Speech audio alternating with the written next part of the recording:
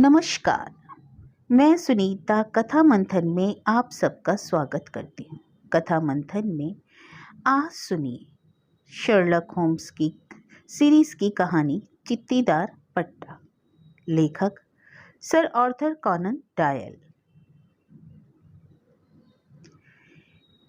एक दिन सुबह तड़के ही कपकपाती हुई हेलेन सेयर शर्लक होम्स से मिलने आई। शर्लक अपने मित्र डॉक्टर वॉटसन के साथ बैठा चाय की चुस्कियां ले रहा था।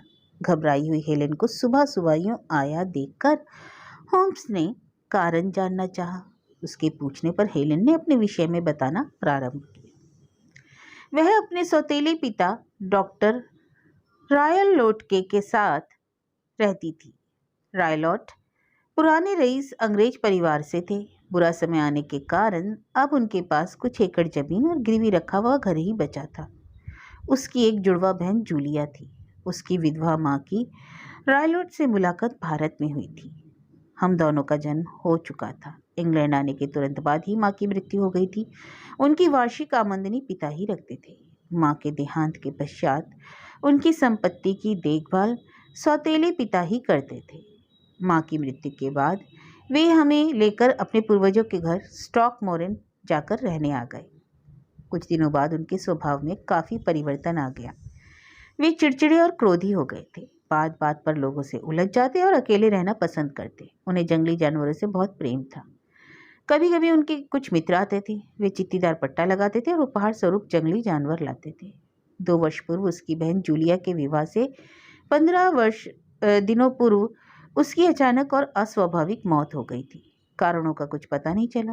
दोनों बहनें जंगली जानवरों के भय से भीतर से दरवाजा बंद करके सोती थी। एक दिन आधी रात को जूलिया की चीख सुनकर वह उसके कमरे की ओर भागी। एक बहुत धीमी सीटी की आवाज़ सुनाई दी और भयभीत कपकपाती दर्द से कराहती जूलिया जमीन पर पड़ी दिखाई दी। उसे लड़खड़ाते शब्दों में चित्तीदार पट्टा कहा और पिता के कमरे की ओर इशारा करते हुए बेहोश हो गई। सारे प्रयास विफल रहे। उसे बचाया न जा सका। 2 वर्ष तक एकाकी जीवन जीने के बाद अब वह स्वयं विवाह कर रही थी। पिता उसके कमरे की मरम्मत करवा रहे थे तो उसे 2 दिनों से जूलिया के कमरे में रहना पड़ रहा था। पिछली रात उसने जूलिया की मृत्यु वाली रात की तरह सीटी की आवाज़ सुनी और डरकर उठ बैठी। रात भर डर से कांपती रही। सुबह होते ही होम्स के पास भागी आई।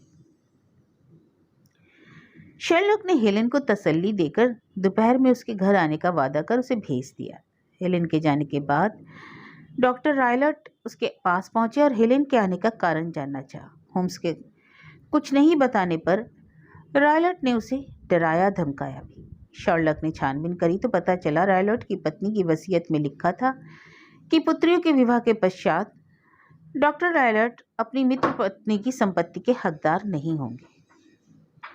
दोपहर को शर्लक होम्स अपने मित्र वॉटसन के साथ हेलेन के घर का निरीक्षण करने पहुंचा और भाग्यवश उस समय रायलट बाहर शहर की ओर गए हुए थे। होम्स ने जांच में बाहर से सभी खिड़कियों को ठीक पाया।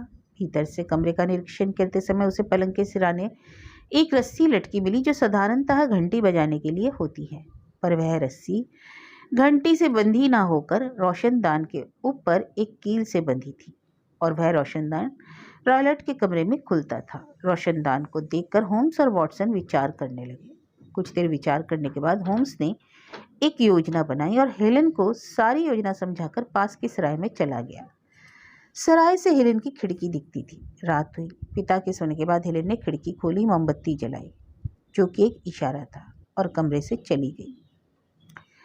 होम्स और वॉटसन ने खिड़की से भीतर प्रवेश कर खिड़की बंद कर ली। मोमबत्ती बुझाकर दोनों बैठ गए। वॉटसन कुर्सी पर अपनी पिस्तौल के साथ बैठा और होम्स पलंग पर हाथ में छड़ी लेकर बैठ गया।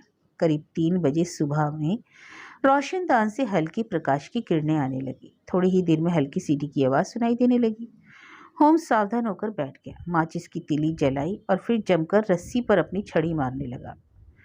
वॉटसन कुछ समझ नहीं पाया, पर उसने भी सीटी की आवाज़ सुनी।